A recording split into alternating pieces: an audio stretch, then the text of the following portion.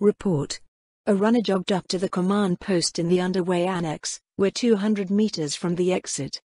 Resistance? Falagram asked. We're fighting for the cargo hub right now. Things have slowed down drastically since the gazers started showing up. We still have plenty of undead to throw at them, though. Falagram nodded and dismissed the runner. As long as the gazers had slaves to throw at them, they would have plenty of bodies to get in the way of their deadly arrays. Only one or two of them worked at all against the undead, which made it far easier for Clan Feelhammer's forces to lock them down than if they were using battle thralls. Still, even reduced to a fraction of their potency, they were still powerful opponents. Due to their use of eye powers that resembled magic spells, one could conclude that they were something like a mage. That, however, was wrong, and those who came to that conclusion were usually dead wrong. Gazers were a type of heteromorph with physical traits and capabilities that made them respectable in melee combat and nothing resembling fragile. Their eye powers were instantaneous and they had no issues using them while engaged in physical combat, making them more of a risk the closer one got to them. Report. The Elder Lich assigned to the command post said. Flights 7, 13, and 33 have returned from their sorties. Results. They destroyed 14 watchers and several hundred slaves. The situation appears to be as you suspected. Ambushes by standards or greater are only in place around the illuminated areas of the Principality. It had cost them over 20 Elder Liches to learn that lesson. The least undead, Elder Liches especially, were particularly vulnerable to the gazer's disintegration rays and were easy marks for ambushers lurking in the shadows of the city buildings. What's our progress on mapping the way to the Citadel? Falagram asked. 20% complete, the Elder Lich answered. This one would like to note that it will be a long and hazardous path if we aim to avoid the defended areas. Don't you worry your bony little head about that, Daerga Deepingstone said from nearby. We'll be taking the direct route. Have you figured it out yet? Falagram turned his attention to the Dwarf Lord. I think so, yeah, Daerga replied. The gazers have made a major strategic blunder, as far as I can tell. Most of their forces have gone into the city lair to avoid aerial bombardment.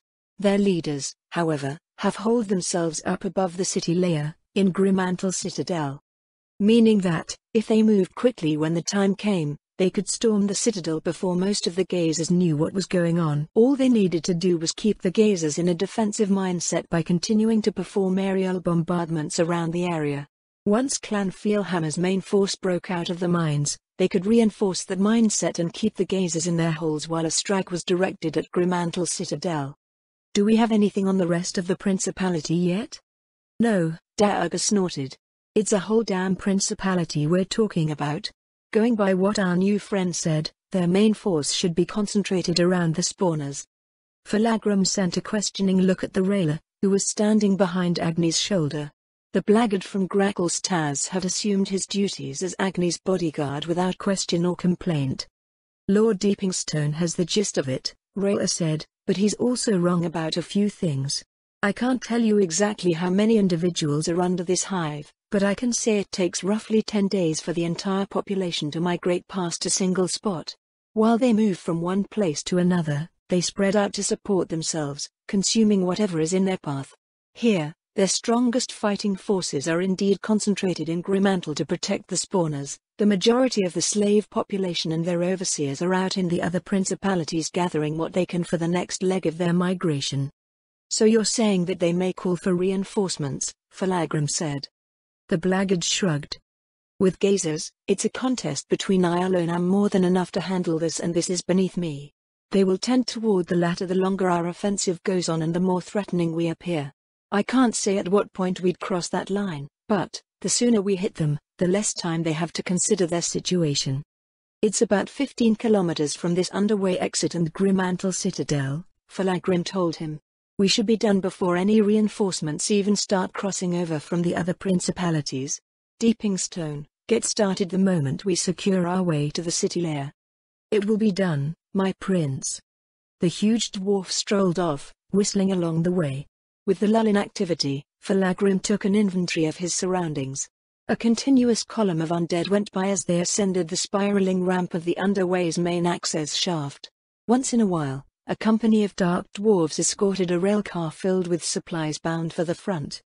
The human, of course, was wandering around somewhere, ever insistent on watching events unfold. Velgarth had snapped up a reconnaissance assignment the moment it was presented to her, leaving the human to harass everyone else. At least she isn't pestering me. Prince Feelhammer. Gods damn it. He turned to the source of the sickeningly pleasant voice with a glower. What? I just came across someone interesting. You don't say? And I'd like an explanation. Damn diplomancers. At some point, the human had learned how to phrase things in such a way that he had no choice but to engage with her. Or maybe she always knew and had recently brought that part of her arsenal to bear. He couldn't simply brush her off because he didn't know what she was asking about. It could have been something entirely frivolous, or it might have something to do with the undead lease or some diplomatic concern that was unwise to disregard. We had better be done before the next report comes in, he said. I met a fellow who described himself as a thrall herd, the human said. He claimed that he controlled 200 battle slaves with his psionic powers. Is that true, Your Highness? Why would anyone bother lying about that? I'm pretty sure you've heard that term thrown around before, Falagrim said. I have. What did you think it was? Well, since it was called that, the human pressed a finger to her chin. I thought it would be a vocation similar to a shepherd or a goatherd. Ah, Falagrim grunted. So that's where you went with it. Was I mistaken? He snorted. The human had a strange tendency to make out everything as if it was nicer than it was, but he also suspected that she wasn't anywhere near as clueless or naive as she behaved. She worked for a demon, after all. Technically, you're not wrong, Falagrim told her. A thrall herd does borrow from that terminology, but, instead of herding sheep or goats, they herd thralls. The problem is that you seem to equate thrall with slave. Are they not the same, Your Highness? Every thrall is a slave, Falagrim said, but every slave is not necessarily a thrall. Thralls have a psionic bond to their master, the thrall herd, in this case, and they can be anything from an extension of their master's will to relatively free individuals who have any problematic thoughts suppressed. The human's only reaction was to remain silent for several moments. So the battle thralls that Khazanar uses aren't the same as slaves trained for battle? Of course not, Falagrim frowned at the ludicrous notion. Why would we use military assets that pose a risk of not functioning as intended? I thought you visited the refinery with Velgarth the other day. All of the materials produced for combat there are thralls well before they come out. The human stood there silently with her silly smile plastered on her face. She was probably thinking of something equally silly. Report. A runner came to his rescue. We've broken out of the underway exit. Let's hear it, Falagrim said. As expected, the runner said, the Gazers dispatched a force to hold us there. We lost 43 Death Knights and 3 Elder Liches, all to Gazer disintegration rays. The undead are reorganizing their forces now.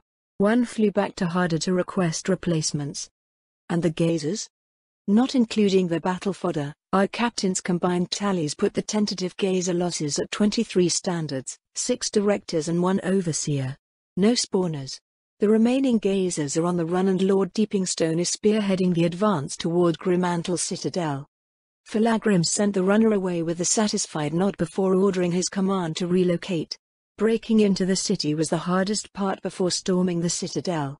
If he had lost 3 times the number of undead, he wouldn't have been surprised. I've not heard overseers mentioned before, the human said. They're an evolved form of the director, Falagrim replied. You know that they're putting up a serious fight if one is present. I'd think that losing so many undead would indicate that it was a serious fight, the human said. How are there so many powerful things down here? There aren't, Falagrim said. Not in one place, at least. You were there to hear what Rayla had to share. The sheer number of standards and greater Gazers was beyond what the area below Khazanar could have produced in a century. It wasn't so much that so many couldn't come into existence within that time frame, but the fact that they were functioning as a single hive. Centuries of cannibalism and power struggles would have to occur for that sort of order to be established. Even if they had neglected their responsibilities on the frontier, no amount of preparation could have saved the council from it. It was a rare event that only tended to happen every few centuries, which was one of the reasons why empires like Gracklstaz created colonies in the first place. There were just some things that even the greatest empires couldn't stand against. All one could do was survive in some form and rebuild.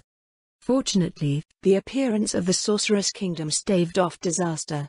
Then again, such rare events tended to happen in groups. Maybe they were leasing out their undead forces for precisely that reason, and Khazar had unwittingly been caught up in a proxy war between unfathomable powers. Speaking of Rayla, the human babbled on. He's not very talkative. You're just too talkative, Falagrim replied.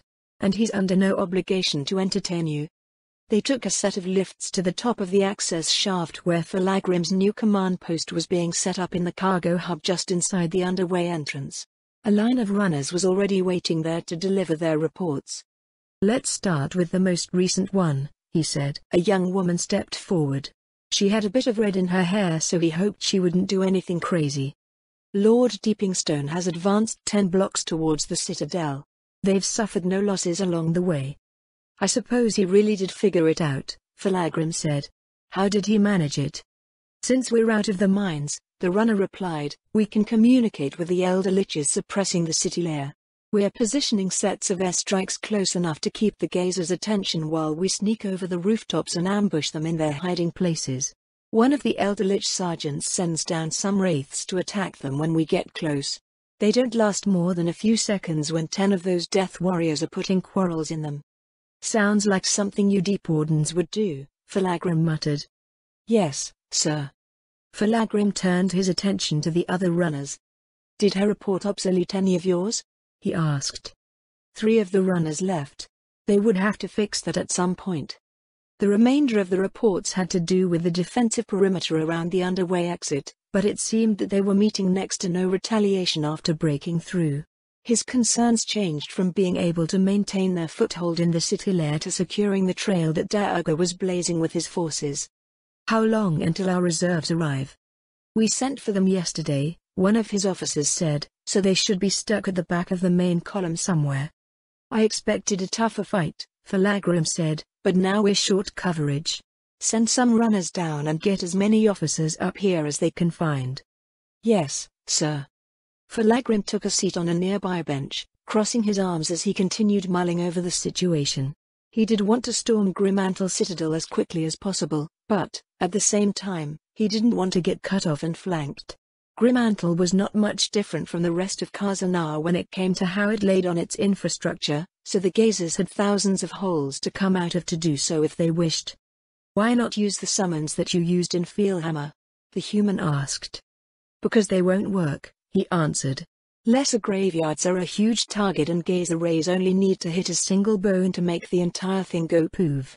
We could only get away with it back then because the council forces didn't bring anti-air defenses and their armies were equipped to fight Clan Feelhammer. Armor-piercing quarrels don't do much, if anything, to skeletal undead, and we knew that the clans would keep any clerics powerful enough to turn them at home. I see. There should be other options. He sent a glance at the Elder Lich sergeant nearby, who said nothing. Lesser gazers like Watchers are fine to use summons against, Falagrim told the human, but standards and above cause problems. Why is that? Their central eye has a certain power. An anti-magic cone. It doesn't go out too far, but any summon that enters it winks out of existence. It nullifies all magic, including the gazer's own eye powers, and even enchanted items lose their effects. So that's why Uldan ordered his Death Knights to keep their distance. That'd be why, Falagrim said. Though it seems that the boy needs more tactical experience.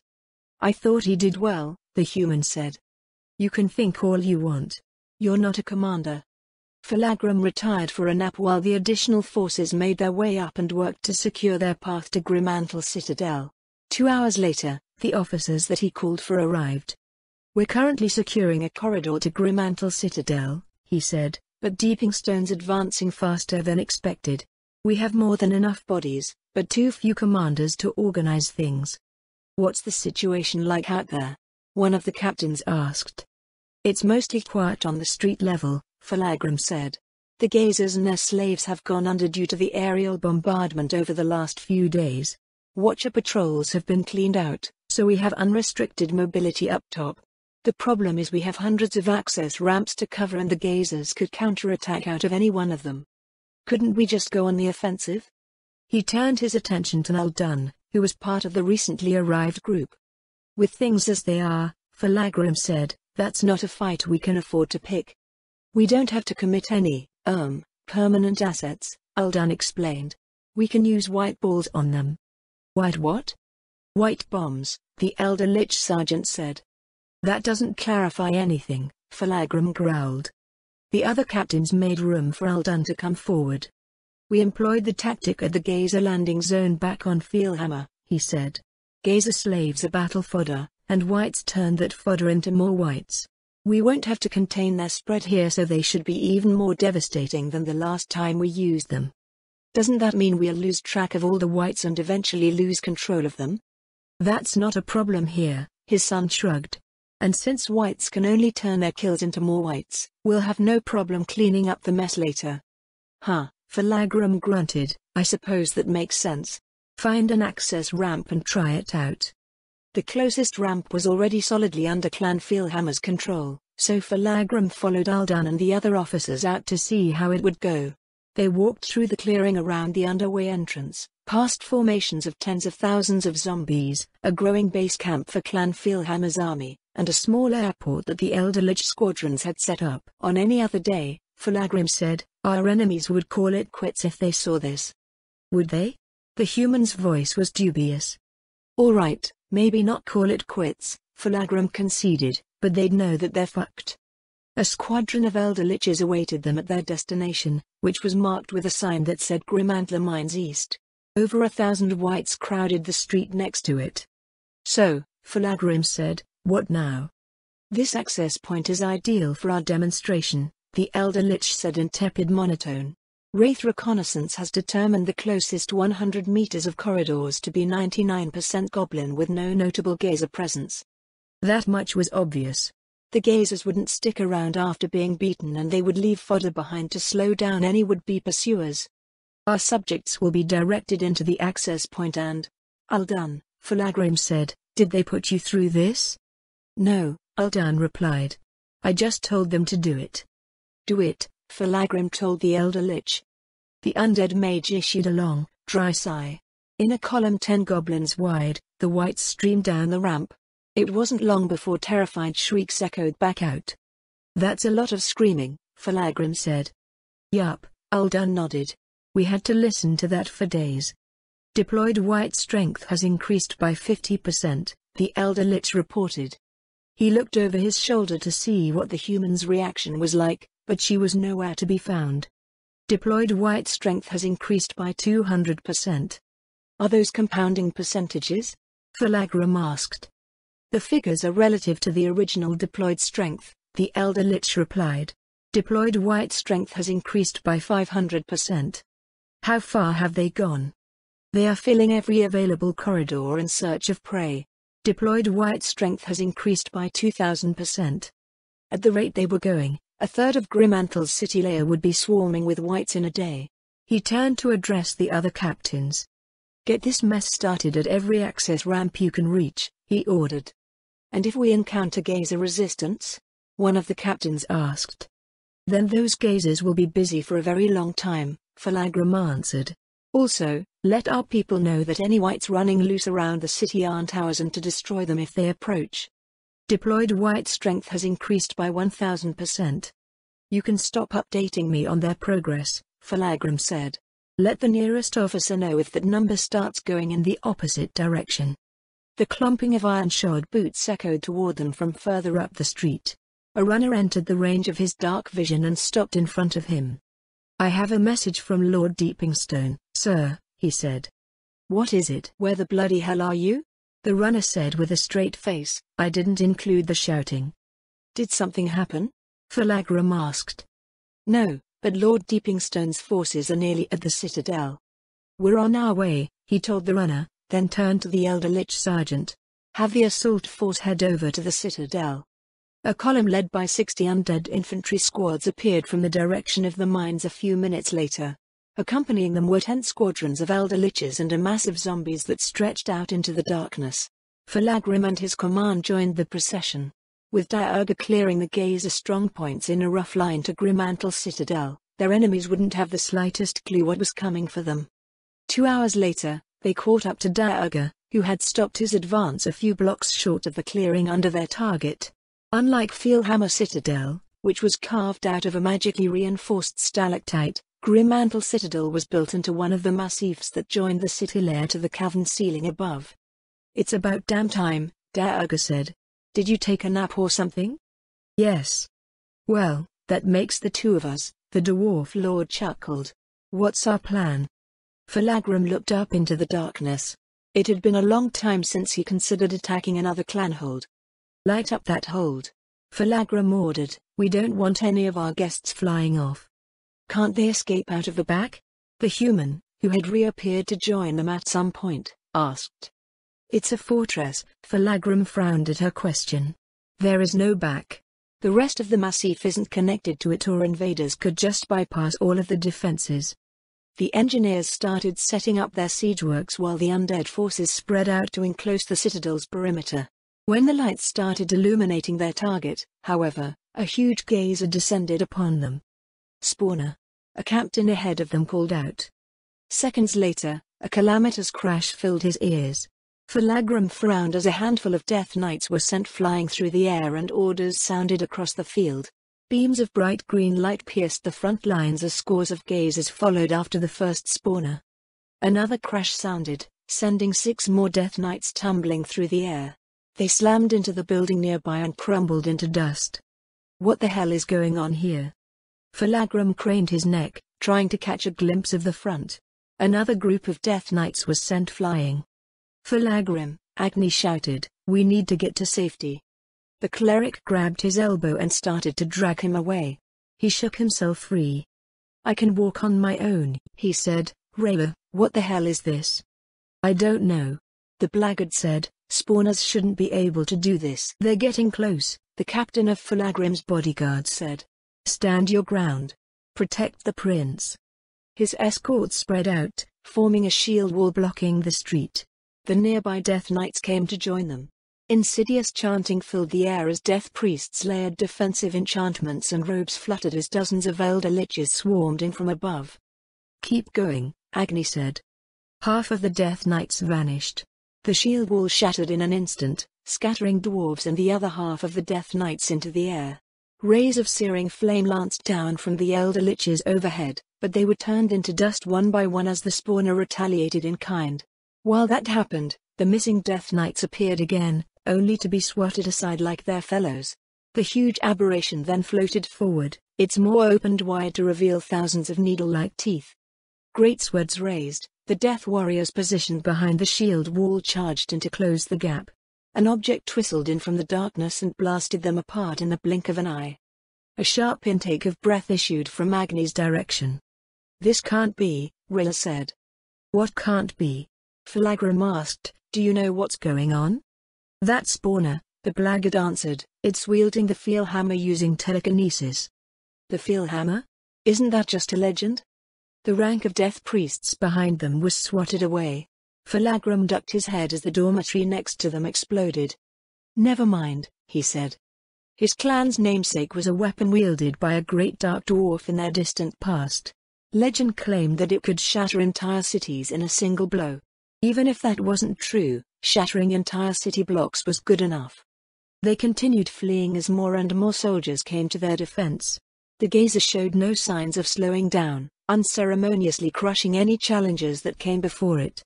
"This is it, I guess. There's no accounting for calamities like this, even after centuries of safeguards." After running for several minutes, he realized that they were no longer being pursued.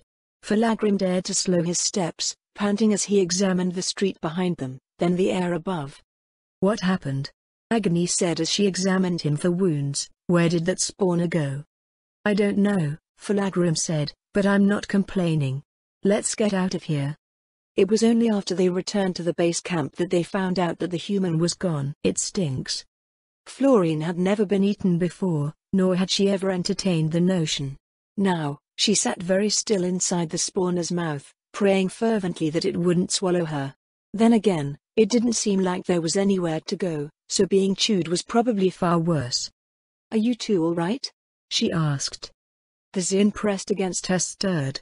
When the spawner had come after them, Florine had grabbed Boobibi without thought, probably because she was about the size of a child.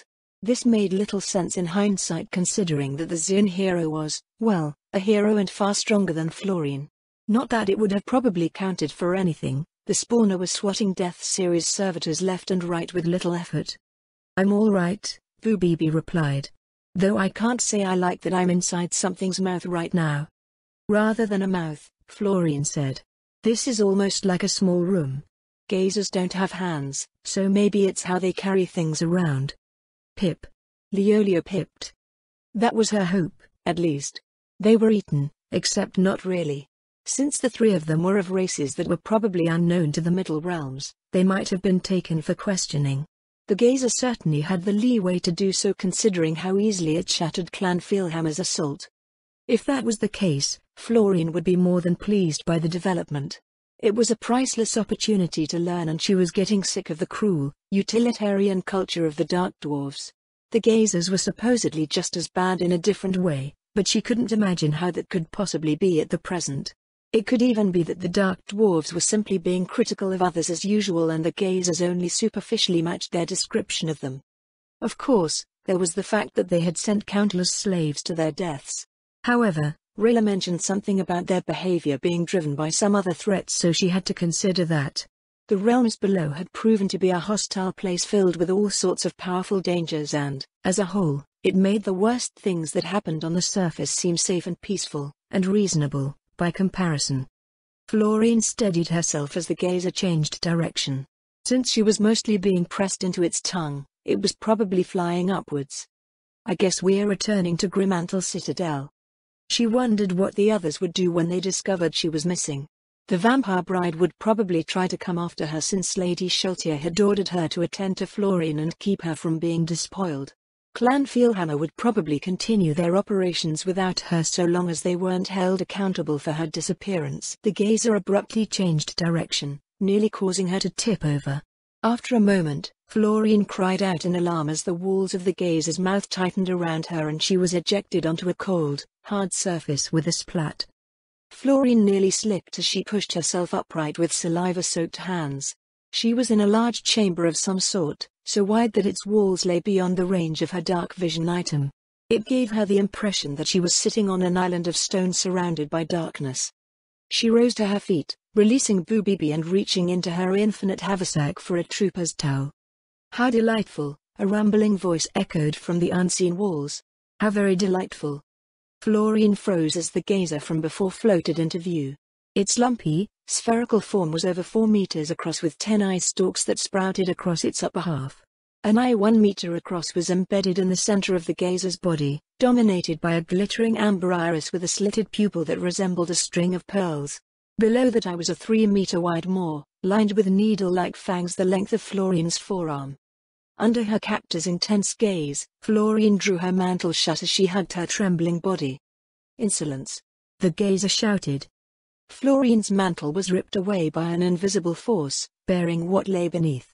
The Gazer's mouth widened into a terrifying grin as it drew closer and the invisible force shifted her dress this way and that.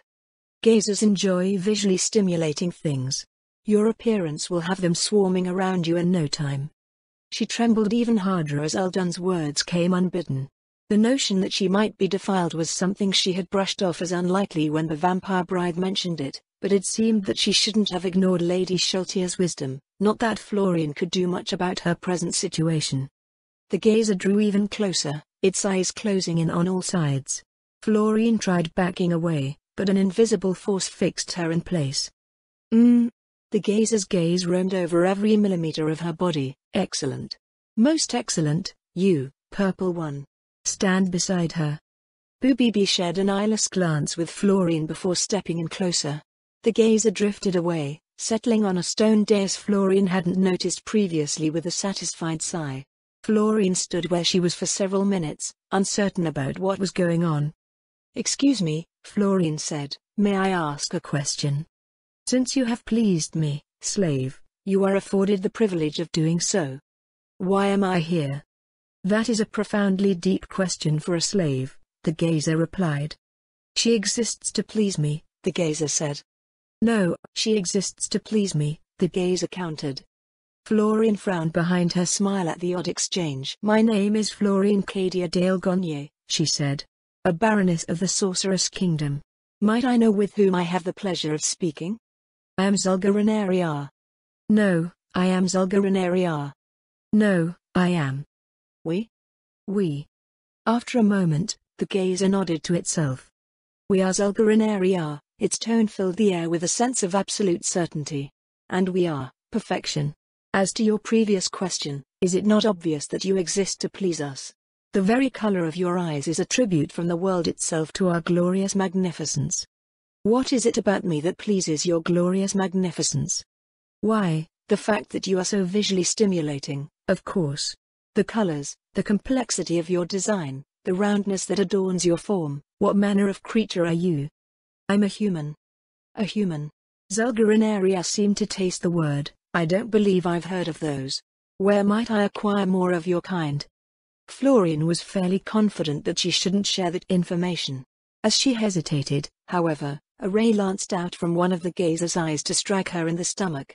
Her hand went down reflexively to cover the spot, but she didn't feel anything amiss. "Resisted?" The gazer frowned. "No, immune?"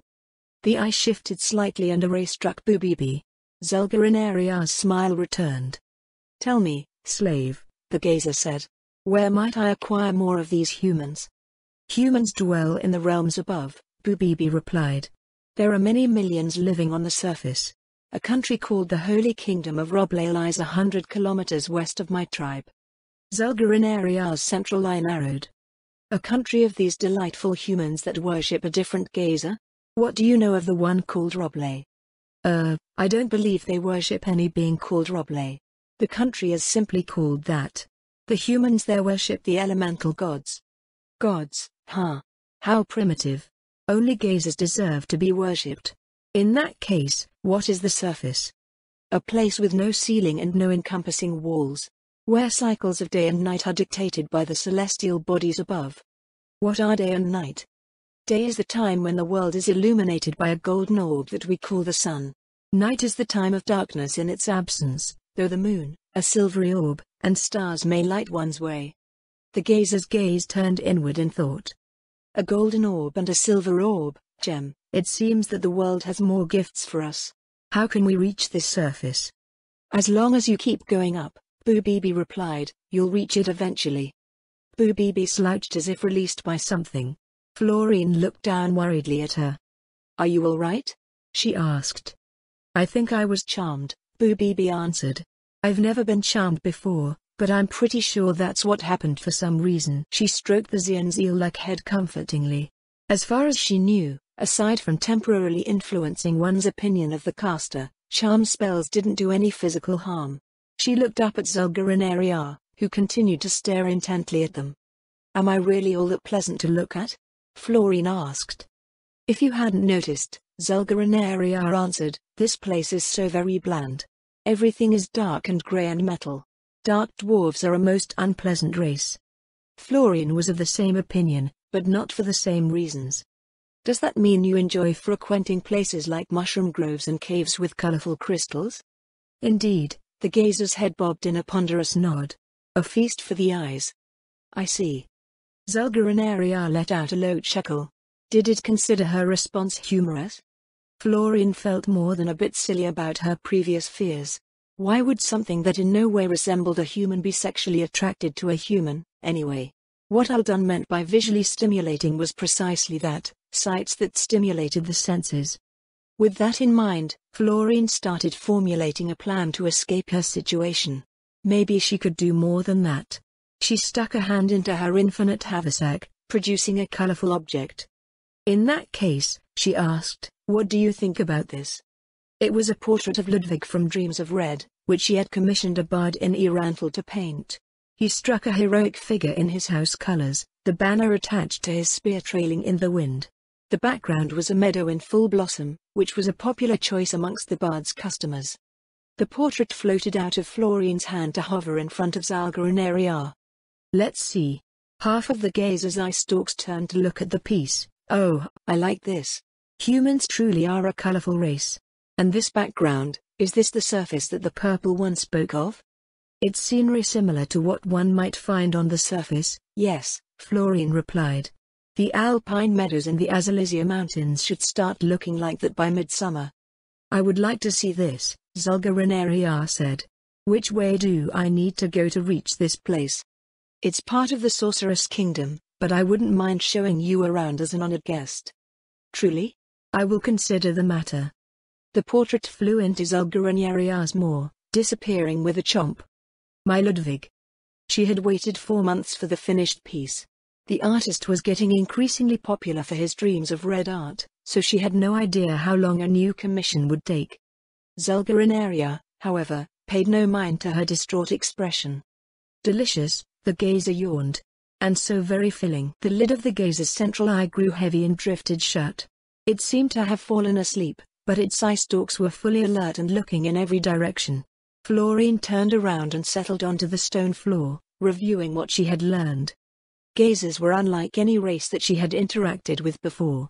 They were truly supernatural beings that, by all appearances, ignored most natural laws. No, that's probably incorrect. It's my perception of what's natural that's probably flawed. The more she saw of the world, the more she understood that human perception and the materialistic rationality that it gave rise to did not necessarily mean anything to other races. For instance, elementals and beings with high elemental affinity were existences that were driven by entirely different motives. Offering a fire elemental money to heat a forge didn't work because fire elementals didn't care about money. One could offer a fire elemental fuel to burn since they only desired to burn things, but they were just as likely to burn the blacksmith. In the case of the gazers, they appeared to value visual stimulation. They even consumed it. Appearance did have value in human society, but it wasn't measured the same way. Florine sorted through her bags, pulling out various articles to determine what sort of market the gazers represented. What are you doing? Boobibi asked. Looking for colorful things, Florine answered. Zul'Gurenaria seems to like them. Should we not be figuring out how to escape, instead? A snore reverberated around the chamber. She didn't know that something that didn't even have a throat could snore. I think we're fine, for now, Florine said as she set down a cosmetics kit. Though. She looked down at the stone floor beside her. Find Isoroku and let them know I'm safe. A pair of yellow eyes appeared in the darkness, questioning her orders. Her shadow demon wanted to go on the offensive the moment Zul'Gurenaria attacked her, but Florine had instructed it to lay low when it seemed that she wasn't in any immediate danger. I'll be fine. We can't do anything to Zul'Gurenaria, anyway. The yellow eyes vanished. A current of air was the only sign that the shadow demon had left. Florine turned her attention back to the cosmetics kit, opening it and spreading out its contents over the floor. I have not seen these objects before, Boobibi said. What are they? It's commonly called makeup by humans. Florine reached out and picked up a tube of carmine wax and removed the cap. This one is called lipstick. It gives the lips a brighter appearance and can make them seem fuller if applied properly. She pulled out a hand mirror and painted her lips as a demonstration. Belatedly, she realized that Xian didn't perceive color the same way that humans did. You seem more threatening that way. Boobibi looked up at her. Eh? How? It makes it seem as if you've just devoured your prey. But it's supposed to make me look more attractive. Eh? How? Florine supposed that it was just a human thing. Or maybe a thing for some humanoids. Considering the logic behind it, there must have been variants for other races, but the most common cosmetics that the Xian were probably exposed to were things like war paint. Would you like to try it out? Florine smiled. Me? Zul'Gurenaria probably likes you right now because you're such a nice shade of purple, but who knows when he might tire of a single color. In the end, the Xian hero ended up with a ring of bright red around her disturbing maw. Florine's work was a bit shoddy as the insectoid had no lips to speak of. It was the color that mattered, though. Now that Boobibi had pointed it out, it did look like the Xian had just eaten something. Florine returned to her seat, but not before pulling out a pillow to cushion her rear from the cold stone floor. You're not going to put all of that on me as well, are you? Boobibi asked as Florine applied some lavender eyeshadow to her right eyelid. I can if you'd like, Florine answered, though I'm not sure where this would go since you don't have eyes. Please don't trouble yourself, Boobibi said. I'm sure that, Pip. Florine straightened at Leolio's cautionary call. A watcher floated toward them, gaze fixed on the dyes and paints of Florine's cosmetics kit. She started putting everything away, which only seemed to make the watcher mad. It darted forward and bit Florine's arm. Boobibi swatted it away. "Are you all right?" Boobibi asked. "It didn't hurt me," Florine answered. The gazer hissed and brought one of its eyes to bear, sending a bright blue beam lancing at Boobibi. Boobibi dodged the attack, which left a web of frost on the stone. The Xian hero charged the watcher, splitting it in half with a lightning-quick slash of a forklaw. "Should we have done that?" Florine said. "Pip. Now is not the time for discussion." Boobibi turned to look past her. "More come." She turned to find 3 more watchers flying toward them. They were all focused on Boobibi, who effortlessly dispatched them. Above the dais nearby, Zulgar and Ariar continued to sleep. With every prodigious snore, more sets of watchers popped into existence. "Zulgar and Ariar," Florine called out, "please wake up." Another snore. This time, a standard appeared. According to Fulagrim, if it brought its anti-magic cone to bear against her, she would lose all of her magical protection. With a strange gesture of its eye stalks, the standard sent a wave of watchers after them. Boobibi destroyed half of them in the blink of an eye, then she was hit by a purple beam from the standard. The Xian hero let out a shriek and ran off, disappearing into the darkness. Its opponent dealt with for the time being. The standard focused its gaze on Florine and closed in on her. "Give me the colors, slave," it demanded. "But Zulgar and Ariar will get angry if I do," Florine replied. The standard stopped to consider her response. A few of its eye stalks turned in the direction of the sleeping spawner, which was still spawning more gazers. "I am the true Zulgar and Ariar," the standard told her, "and I will rule this hive. Give me the colors." A green beam struck the standard from behind, transforming it into a pile of dust. Another standard floated toward them. "No, I am the true Zulgar and Ariar. Give me the colors." "No, I am the true Zulgar and Ariar." The standard corrected itself. "This is crazy," Florine cried. Would they have to go through this every time the spawner took a nap? Their chances of survival seemed slim if that was the case. As the standard loomed closer, Leolio hopped off of Florine's head and alighted next to the cosmetics kit. He grasped the tube of carmine wax in a talon. Exploding shot. The standard snarled as the tube of lipstick punctured its central eye. The gazer's body bloated slightly before exploding, showering the surroundings in gore. Leolio hopped over and retrieved Florine's lipstick, coming back to return it to the container. "I don't want to use that lipstick ever again." Leolio flew back to his place on Florine's head. "I didn't know you were that strong," Florine said. "Leolio is champion of the Miku." Leolio pipped. After watching the standard explode, the approaching watchers stopped. A pale figure fell from the ceiling to land beside Florine. "Lady Gonye," the vampire asked, "have you been despoiled?" "I haven't," Florine answered. "And how did you get here?" "I climbed up here."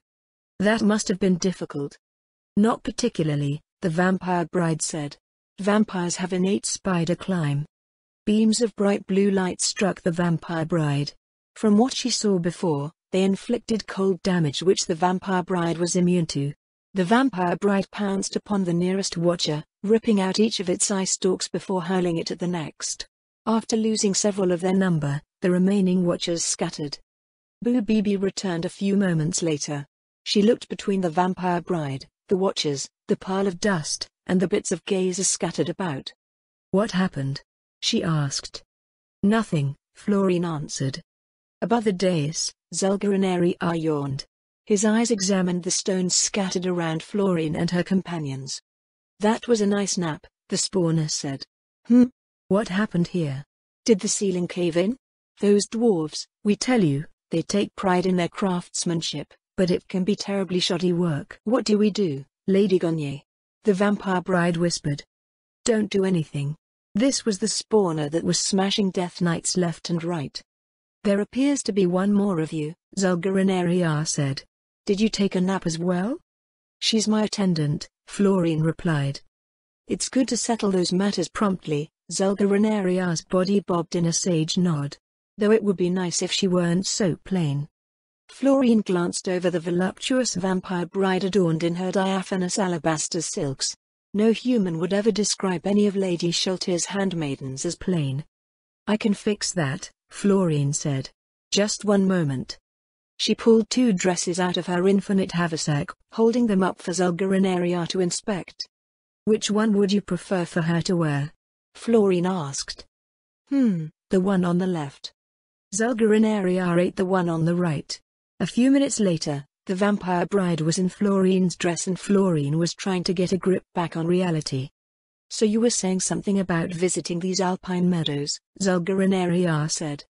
Florine wasn't so sure that it was a good idea anymore, especially considering that dozens of new gazers appeared when Zulgarineria took a nap. "Is there anything in particular that attracts you to them?" Florine asked. "Those little bright spots of color," the gazer answered. "There were so many of them." She tried to recall the details of her lost Ludwig portrait. "Ah, you mean the flowers," Florine said. "Flowers can be found in many places on the surface. We can have them delivered to you for the appropriate compensation." "Compensation?" Zulgarineria frowned. "There are certain costs that come with delivery," Florine replied. "I believe that they would be but a mere trifle to your glorious magnificence." "Is that so?" "Indeed," Florine smiled. "We would be all too happy to trade a vast variety of flowers for plain materials like iron ore, heatstone, or adamantite." "Adamantite?" Zulgarineria scoffed. "That dull and boring metal? I admit that your offer is very attractive, but I would still like to visit the surface all the same." "Drat!" Leanne would cry if Florine was able to pull off such a legendary trade. "May I ask why you insist on visiting the surface?" Florine asked. "Not that it's very dangerous compared to the realms below, but it's so different that it may as well be another world. I'm afraid you may not find it to your liking." Zulgarineria fell silent for several seconds before drifting closer. "Since you continue to please me," the gazer said with a conspiratorial whisper, "I will let you in on a secret. A great shadow rises from the lower realms. Its power is such that no number of the mightiest empires can stand before it. Like a great deluge of darkness, it comes to sweep away the filth that has accumulated in the time that it has lain dormant." "The filth?" "That's what they all say. My hive has picked up many in its journey through the realms below. All who have attempted to negotiate with the Great Shadow on behalf of their homes came away with that reply. Something so powerful that it can destroy any number of empires in the realms below and even make beings like Zulgarineria flee." "My government would be most interested in hearing this," Florine said. "It shouldn't be a problem to arrange a visit to the surface, so long as we're allowed to keep everything that pops up in your sleep under control." "Those? You can destroy any number of them. I don't mind at all. In fact, that would be quite convenient. Once in a while, one shows up that's almost as perfect as I am and it's always a bother to get rid of them." "Then we're agreed." Florine smiled and put together her hands in a pleased gesture. "If you'll allow me to contact my gov-dash." The dark portal of a gate spell opened in the air between them. Zulgarineria backed away cautiously. Several heartbeats passed before Lady Sheltier stepped through, equipped with crimson plate armor that Florine hadn't seen before. Her liege's crimson gaze swept the surroundings before settling on Florine. "Well," she said, "aren't you all dolled up? Is that Zian wearing lipstick?" "Fabulous." Zulgarineria floated forward with a wide grin. "Another stimulating slave to add to my collect. Purifying javelin." A brilliant lance of holy light hurtled through the darkness, impaling Zulgarineria and pinning the gazer to the stone wall behind the dais. "El Lady Sheltier," Florine cried, "why did you do that?" "What?" Lady Sheltier responded in a defensive tone. "You heard it, too. That thing said something absolutely unforgivable." "Zulgarineria was a priceless source of information," Florine said. "I even had him agree to cooperate with us." The corner of Lady Sheltier's right eye twitched a few times. Then, she reached into her inventory and pulled out an ivory rod topped with gold. Lady Sheltier went over and pointed the rod at the dead gazer. After a few seconds, she shook the rod at the corpse again. "That's strange." Florine's liege put the rod away, producing an even more impressive-looking one. She pointed it at Zulgarineria's corpse, producing a similar lack of results. "The resurrection is being rejected," Lady Sheltier said. A long sigh escaped Florine's lips. "Why have you come, my lady?" she asked. "We received a report that an out-of-place artifact was discovered," Lady Shaltir answered. "Well, more that it was being swung at everyone down here. I came down to retrieve it. Since it was mentioned that you were missing, I figured that opening a gate to you would take me right to it." Out of the darkness, a Hanzo appeared. It offered the warhammer that Zelga Renaria was swinging around to Lady Shaltir in both hands. Lady Shaltir held out a hand towards it. "All appraisal magic item, see." The vampire smiled brightly. "I was right." "What's an out-of-place artifact?" Florine asked. "It's exactly as it sounds," Lady Shaltir answered, taking the weapon in hand. "An item that shouldn't be here. Now, if we could only figure out how it came into the possession of this gazer." Florine crossed her arms and gave Lady Shaltir a flat stare. Lady Shaltir stared back at her with a blank expression, which ever so slowly turned into one of horrified realization. Her hands came up to hold her head as a high-pitched cry filled the air. "I screwed up," Lady Shaltir cried. "No, this isn't my fault. I have witnesses. You heard what that thing said." "You screwed up," Florine told her. "Aren't vassals supposed to support their liege?" "Lady Aura asked me to take care of a certain dummy." Florine ignored Lady Shaltir's pleading look. "It does that dummy no good if I coddle them." "Arg,